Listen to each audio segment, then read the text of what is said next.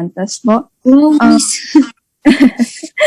So far po, what are the lessons na natutunan mo from your character sa teleseryeng ito na you think you can apply sa sarili mo? Actually, hindi I think.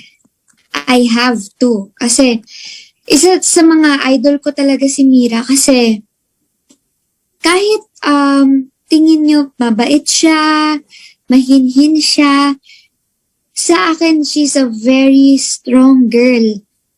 Kasi, may mga tao na pag iniwan sila ng parents nila, magagalit sila, pero siya hindi. Kasi, pinaniwalaan niya yung pagmamahal sa kanya ng nanay niya.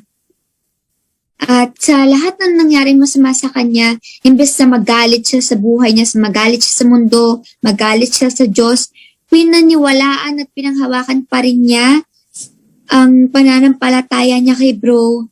Na ako minsan, bilang tao lang din, naiinggit ako sa kanya kasi bilang tao nanghihina din ako eh. At gusto ko talagang may apply kay Blythe yung strength ni Mira. Na kahit na gano'n nakadilim, kahit gano'n nakahirap, kahit gano'n nakasaklap ng buhay niya, nangingibabaw pa rin sa kanyang kabutihan.